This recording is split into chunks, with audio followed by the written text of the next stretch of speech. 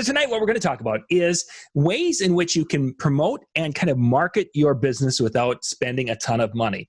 Cubby, this is an area that you've been doing very, very well with your business to be able to get your name out there, so people call you when they're looking to get to book events and such, and yet you haven't had to invest thousands of dollars to get these results. And I think a lot of the things you have done would work well for someone who's getting started. So that's why I wanted you to come in here and kind of share a little bit of the magic behind your process. Well, I don't know if I'd call it magic. It's just a lot of shaking hands and kissing babies.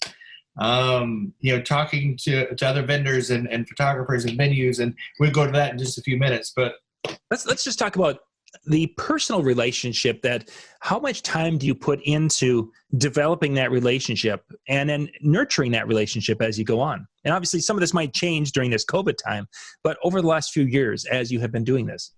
I always have all the photographers on my cell phone that I work with frequently that refer each other. I have all florists and venues all in my venue managers within my cell phone. So if it's a holiday or hey, check it in, make sure you're okay, haven't been in a while, can't wait to come back type of a text, just friendly text or something kind of funny if you see a cute meme or something like that, or it's a holiday, happy Easter, happy 4th of July, hope you're celebrating great.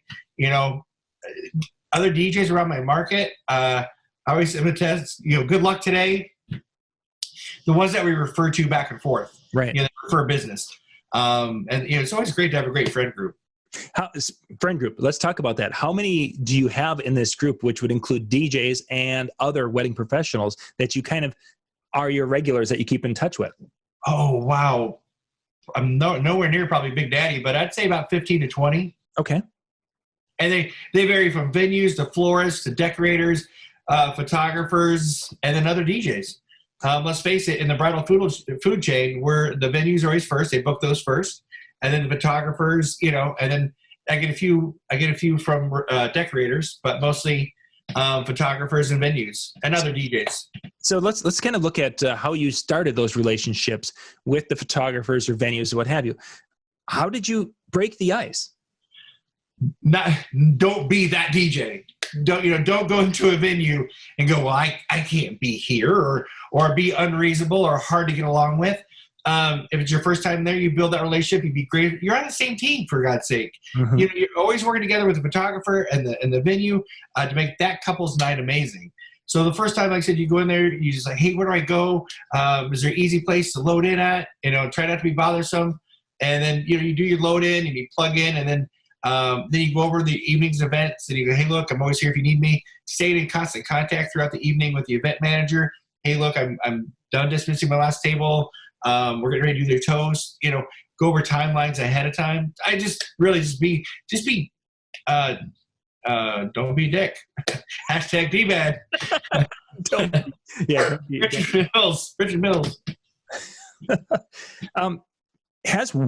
You mentioned photographers and different wedding professionals. Has one been more profitable for you, or has it been kind of an even thing over time as you've built these relationships? Kind of an even thing, because if I'm not getting a venue, say they do refer us quite a bit, and sometimes we're not in their price range, mm-hmm. Or they have a friend of the family that's going to do it, or their sister used this guy. That's totally fine. And then photographers going, man, he's the best to work with. He can really crank a party. I'd have to say it's 50-50 between venues and photographers. Nice. So that you have a nice relationship.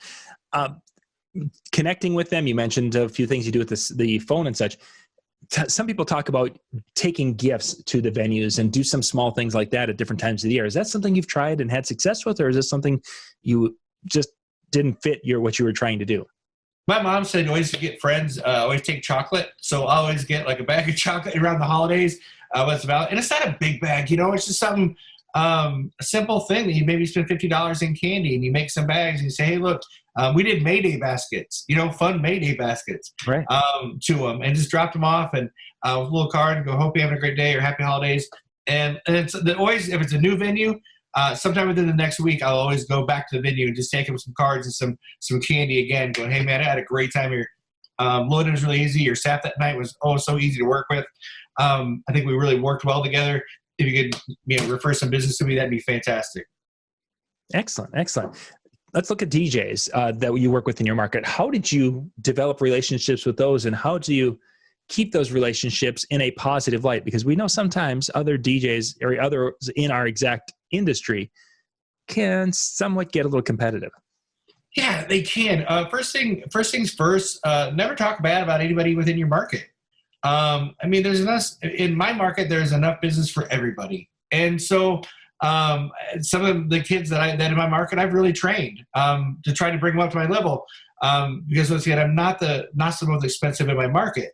So I'm like, look, if you guys are at this price, you can go up. If you still want to be below me, you can go up to here. You're leaving money on the table. And then we also help them training. Go, hey, have you been to Midwest DJs Live? Have you been to Arms DJ? Let's go to Vegas. Different shows and get them some educational content and be able to train and try to help them train myself. And then we all just kind of, just really cool. We all pass business around. Excellent.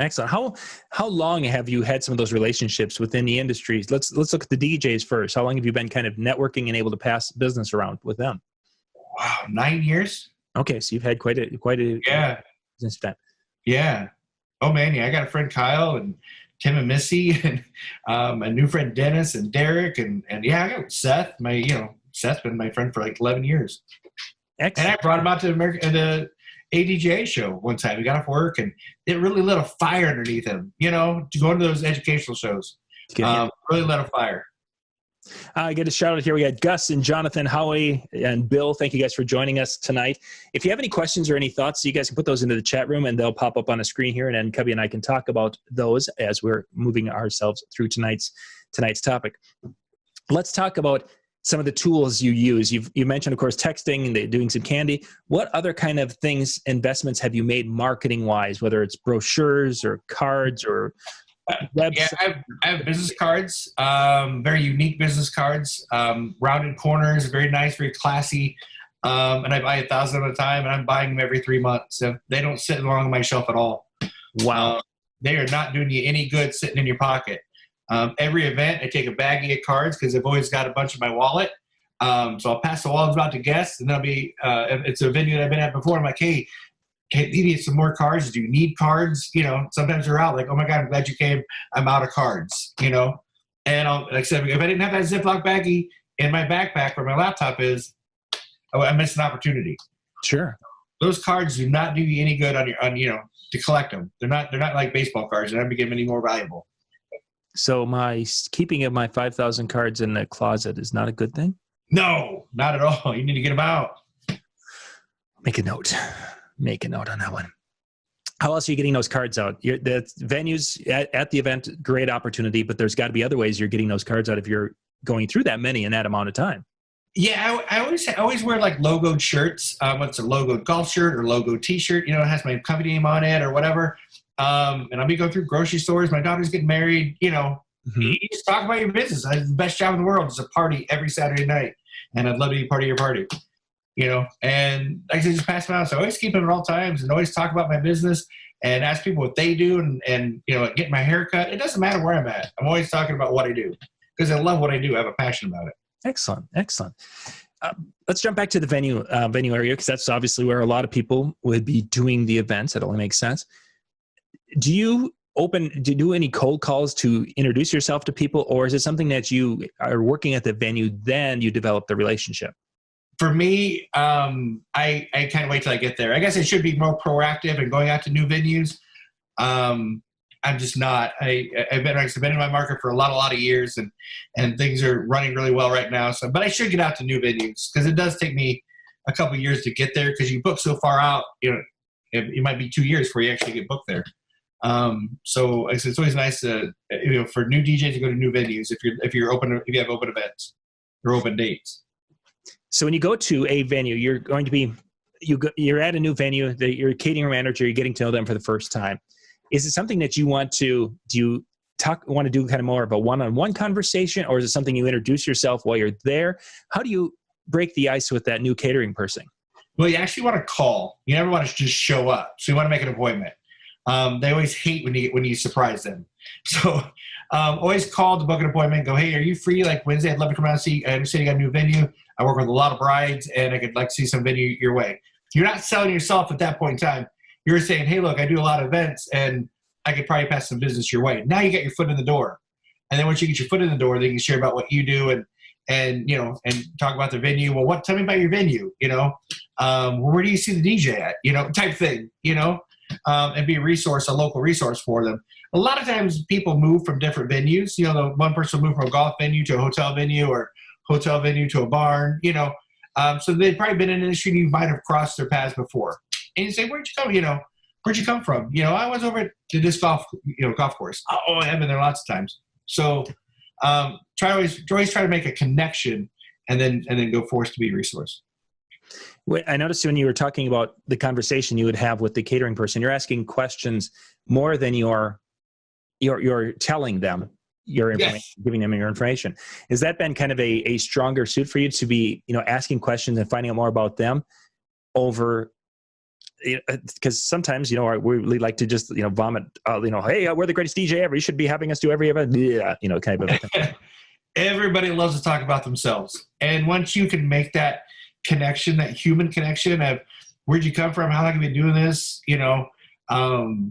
So where'd you work at before? What's your favorite part? What do you guys do? Show me what you got. They love to talk about themselves. And then when you start talking about themselves, they'll start, asking you questions, and then it becomes a conversation. When I meet with a bride and groom, I rarely sell. I just talk to them, and it's kind of sneaky that way. It's kind of conversation. Well, how do you see your day? So like I said, it's just building that rapport through conversation, and it'll sell itself. Mm-hmm. Good tips, good advice with that. Let's get a bridge a little bit now. You do events during the week. You're doing different events around town regularly. This obviously is a different time, but how has you being out there every night or a few nights a week and having a presence in the community, how has that helped your Friday and Saturday work? Oh my gosh, John, it's been amazing. I can tell you right now, if you are not doing some midweek money, whether it's trivia, bingo, there's a lot of resources out there. You need to get into it. I've picked up some major corporations, holiday parties, weddings, brides and grooms that will literally move their date to your availability because they've been trivia players with you for 5 years, and that's where the relationship grew. It's amazing, that midweek money. I cannot tell you enough how it built my business. It's tremendous.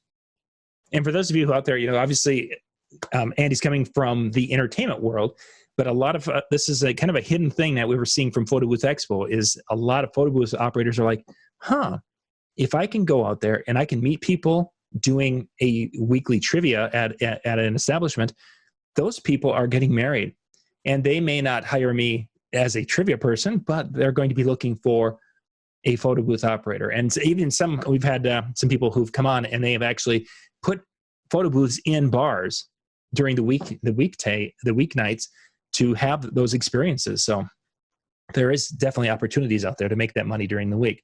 Oh man, yeah.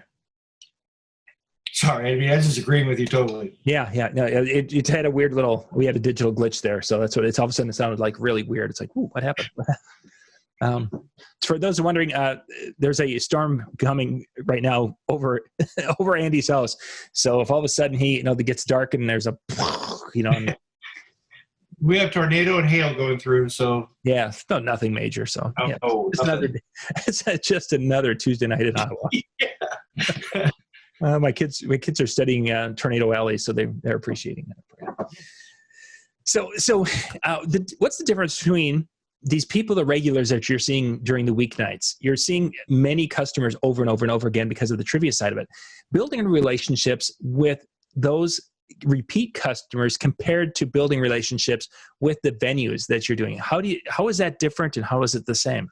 So when you say repeat customers via trivia, or they come back each and every week and these become your referral of sources, because if they're not having an event, they're going to say, oh my gosh, you got to hire this guy.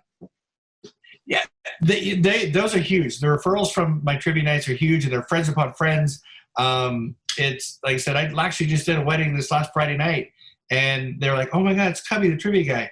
And I'd done 2 of their friends' weddings. And then, I'm like Randy Bartlett in a way. I remember people's faces, but I don't remember names. I'm like, oh my God, where do I know you from? And, you got your hair all combed, and that just opens the door to, we played the trivia nights and Tuesday nights. What was your team name? Oh my, and then you go in, and it's just really cool to walk in and people remember who you are, that you actually just hosted trivia and we did a friend's weddings.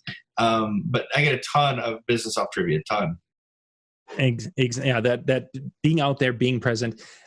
Business cards. How do you handle business cards on those trivia nights? Is that something that you're handing those out quite often? Right. Yeah. I mean, hey, my sister's getting married. Can I get a card? And you got to make sure that, as you're signing up teams and you're talking to your teams each every week, you got to let them know that you do more than trivia. We do holiday parties and weddings, and we have a lot of fun. And we do the same energy that we bring up for trivia night. We bring to your reception, just in a different way.